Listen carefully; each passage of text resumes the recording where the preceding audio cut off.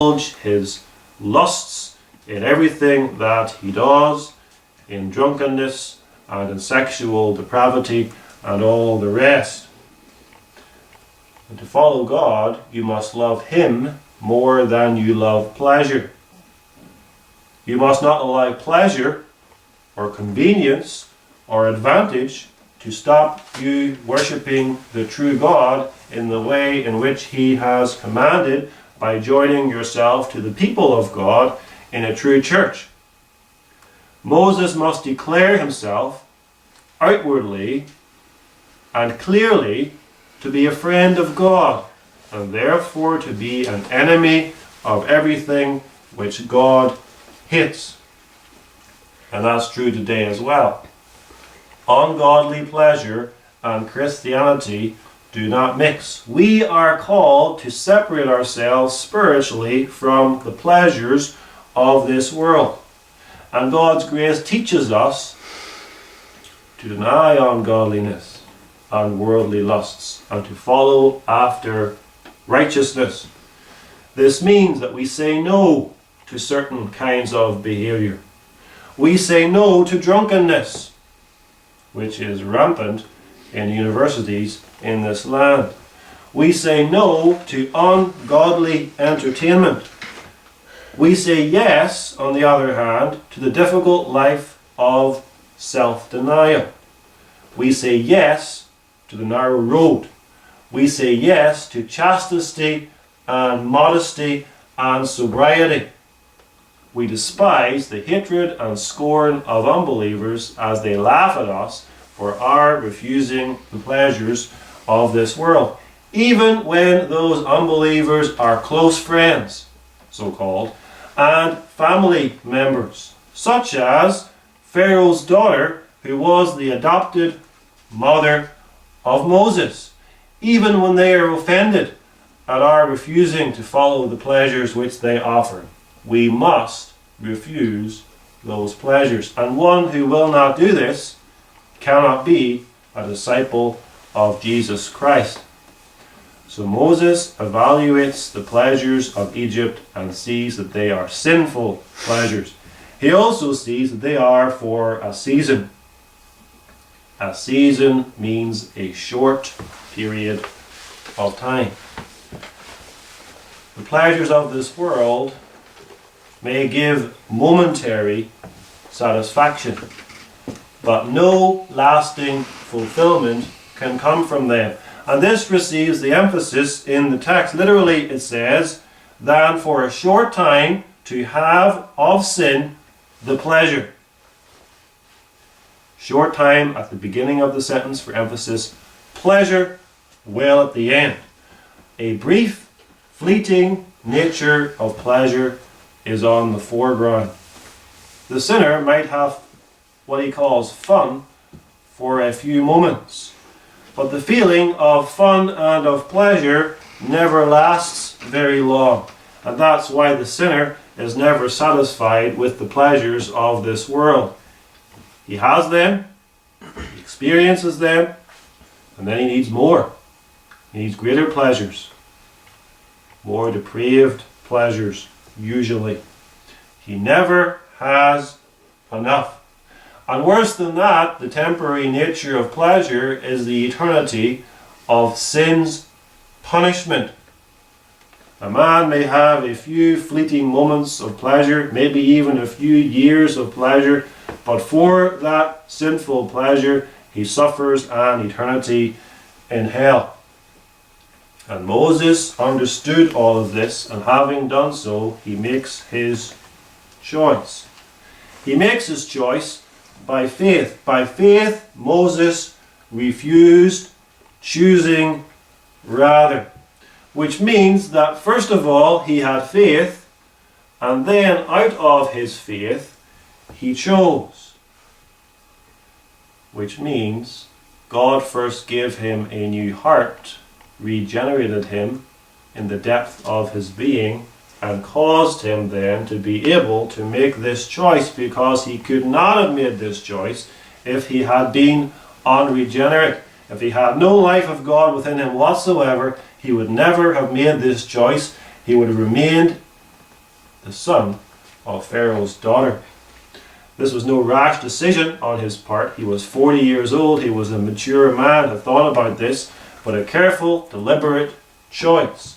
He knew the consequences, but he weighed it up in his mind, and he saw it was better for him, far better, to suffer affliction with the people of God than to have the fleeting pleasure of sin in this world.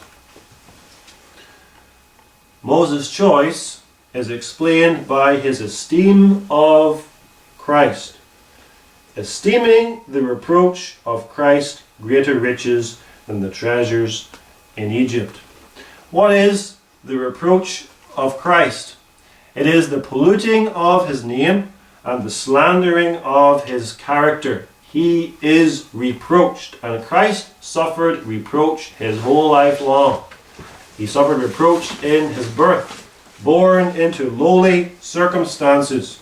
Herod tried to kill him, and Mary and Joseph had to flee into Egypt for safety.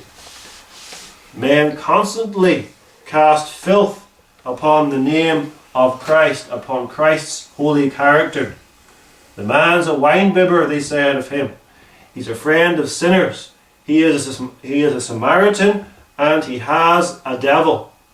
He's in league with Beelzebub himself. He's beside himself. He's a Sabbath breaker. He's a blasphemer. He deserves to die. And even to the present day, reproach falls upon the name of Christ. Blasphemy is hurled at Jesus Christ.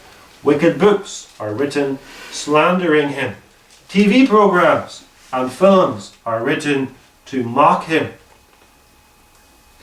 And all of this slander, all of this reproach reached its peak at the cross. He died a reproachful death. He was spat upon, mocked as a false king, ridiculed and scorned, condemned as a criminal, and died in the worst possible way, made a public spectacle of shame upon the cross. And worse than all of that, what man did to him was the reproach of a broken law which fell upon him, and the offended justice of God which came upon him. Romans 15 verse 3, for even Christ pleased not himself. As it is written, the reproaches of them that reproached thee fell on me. The reproaches of them that reproached thee fell on me. And in so doing, in dying on the cross, he removed the reproach from his elect people, delivered them from the curse of God's wrath and from all of their sins.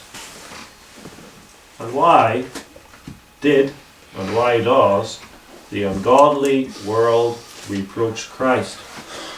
Why did they heap upon him insults and slander? Why did they mock and curse him? Because of who he is. He is the holy, sinless, spotless Son of God, and as that, they hated him. Nothing brings out the hatred of sinners more than holiness. Sinners will tolerate modesty. They will tolerate morality. They will tolerate charity. They will tolerate humanitarianism. But holiness, which is devotion to God, they cannot stand. Because holiness shows them their sin. And when the sinner meets someone who is truly holy, and Jesus Christ is the Holy One, they see their own sin and they hate it. They hate the fact that this Holy One is exposing them in their sin. Christ said that the world hated him because he testified of them that their deeds are evil. And notice, this is the reproach of Christ. The world, you know, doesn't really mind if you talk about God. They tolerate that. But talk about Christ. Speak about Him. Then they become angry. Because you can take God in whatever way you want. You can say, well, my God is this way and your God is that way. But Jesus Christ, people know who Jesus Christ is, and people get uncomfortable when you speak about Jesus Christ, when you witness of Jesus Christ. You will know the opposition of the world. And Moses understood the reproach of Christ, and he esteemed it as a treasure. Moses, our text proves, believed in Jesus Christ. And if Moses believed in Jesus Christ, and not simply vaguely in some God, but in Jesus Christ, then all of the Old Testament believers also believed in Jesus Christ. And if Moses believed in Jesus Christ, how foolish it is for the Hebrews, to whom these words were first written, even to consider going back to a Christless Judaism. And if Moses believed in Jesus Christ, how fitting he is for them and for us to be a faithful witness. It's all about Christ. The whole Bible, including the Old Testament, is about Christ. All of the Old Testament saints were waiting eagerly for Jesus Christ. All of them believed in Christ as they saw him afar off, as they understood him to be the seed of the woman, as they saw him in the types and shadows of the Old Testament. Abraham rejoiced to see Christ's day, and so did Moses. And Moses desired then to suffer the reproach of Christ.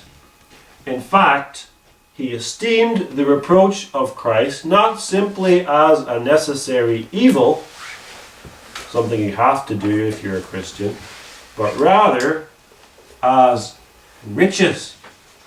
He esteemed it as riches. All of the gold, all of the jewels and silver, the mighty pyramids of Egypt, all of the wealth of Egypt are counted by Moses as less valuable than the reproach of Christ. This is Moses' attitude. Better to be mocked and ill-treated as an Israelite slave who belongs to Christ than to possess everything which Egypt has to offer. And as Christians, our calling is to bear the reproach of Christ. Our calling is to understand that the world hates us because the world sees Christ in us. The world understands that we belong to Jesus Christ, and therefore the world will hate us. And our attitude is not to complain about this and to lament this, but rather our attitude is to be like Moses and to rejoice in this and to count this to be great riches, that we are counted worthy to belong to Jesus Christ, and we are counted worthy to suffer for his sake.